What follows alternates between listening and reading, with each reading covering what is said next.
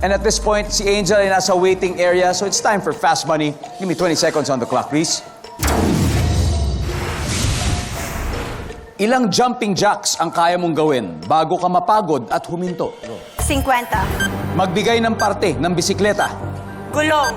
Name something na makikita sa construction site. Semento. Prutas na ginagawang delata.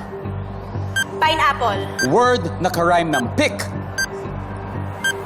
Lick. Let's go, Rabia. Go! Ilang jumping jacks ang kaya mong gawin bago ka mapagod at huminto? Sabi mo, 50. Nandyan ba ang 50? Whoop! Oh, yeah. Magbigay ng parte ng bisikleta. Sabi mo'y gulong. Ang sabi ng service sa gulong ay... Oh, yeah. Something na makikita sa construction site, semento.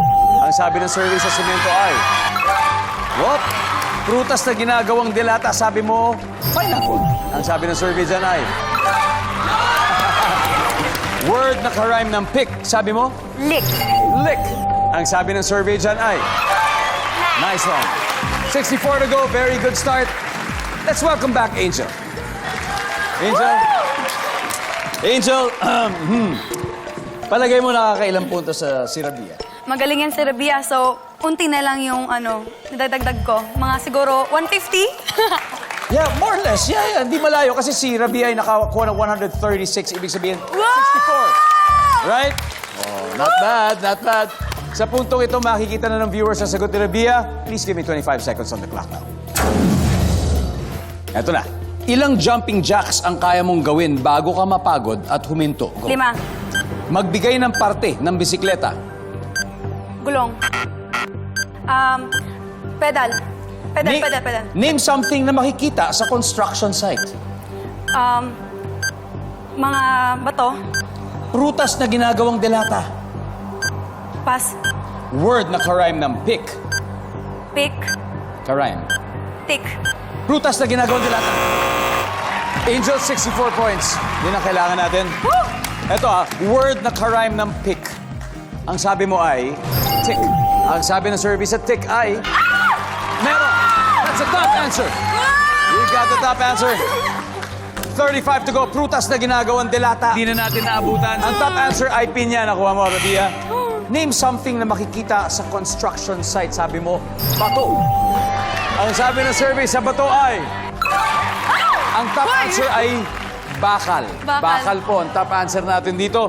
Magbigay ng parte ng bisikleta. Sabi mo, pak. Dum. Wala palang pedal, bro. Ang sabi mo, pedal. Ang sabi ng survey sa pedal ay... Boy! Wala, babe. 5. Ang top answer, gulong. Nasagot mo, 22 to go. Pero one question away. Ilang jumping jacks ang kaya mong gawin bago mapagod? Wala. Ang sabi mo yung 5. Bakit 5? Wala. Ang sabi ng survey sa 5 ay... Alright, di bale. Ang top answer ay 50. Nakuha mo. Anyway, congratulations, Angel. Nanalo pa rin kayo ng 100,000 pesos. Let's welcome back Team Avalos here on stage. Iyan. Kanina po, sinabi po nila ng Team Sparkle na sa Shara Marie Foundation po ang 20,000. Ano po ba ang layunin ng Shara Marie Foundation, Sec Benher? Actually, namatay yung panganay kong anak, si Shara Kakambali Charis, when she was 19. At nagtuturo siya sa katekismo sa mga bata, no? At may nakain siya. At from then on, yung aming dalamhati ay kinonvert namin sa paggagawa ng mga eskwela. I see. That was 15 years ago, no? Wow, 15 years ago. 20 years. Kaya po, alam nyo, minsan dito sa Family Feud, nagiging plataforma rin po ito para malaman natin yung mga causes na pwedeng suportahan ng ating mga manonood. At in this case, it's going to be the Shara Marie Foundation. Salamat, ha? Salamat. Maraming salamat po. Nag-enjoy po ba kayo? Sobra. At syempre, congratulations naman. Konting-konti na lang. Ha? Good luck sa mga ginagawa ninyo, Team Sparkle. At kayo rin po, Team Avalos. Maraming salamat po sa inyo. Congratulations. Muli, maraming salamat, Pilipinas. Ako po si Ding Dong Dati sa araw-araw na maghahatid ng saya at papremyo kaya makihula at manalo dito sa Family